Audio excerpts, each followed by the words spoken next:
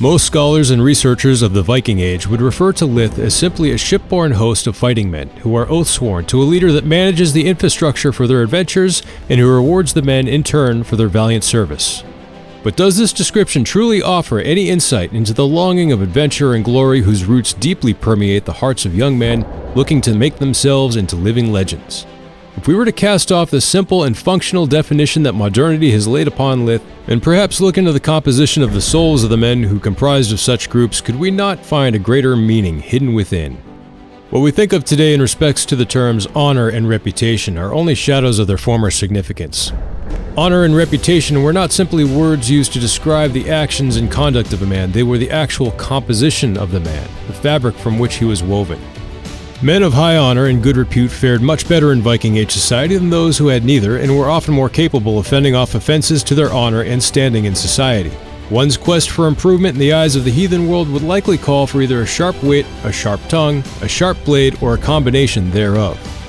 Fighting and raiding were often a lucrative route to good standing, assuming that one lived through the experience and did not confuse the distinct lines of killing and raiding for murder and theft, the latter being abhorrent crimes in period society.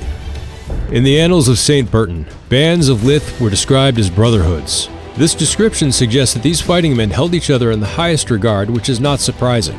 A fighting unit enduring the hardships of battle together often experience a phenomenon called identity fusion with their compatriots, a formation of unity that develops between people who endure traumatic hardships together. The bonds formed through identity fusion are often stronger than the bonds of kin and can lead to further heroics, putting oneself into harm's way to protect their brothers, even at the expense of life and limb, which, consequently, would further enhance the fighting man's honor and reputation, even if he did not live to enjoy the gain in status. Perhaps the words of Nietzsche could be used to help sum up this point. Quote, "A good writer possesses not only his own spirit, but the spirit of his friends." End quote. Equally, a good warrior who is dedicated to his group is comprised of a substance similar to Nietzsche's writer. He is a stalwart, a loyal companion to his group, and holds them at least as highly as himself. He acts to ensure the group's honor is never in question nor his own.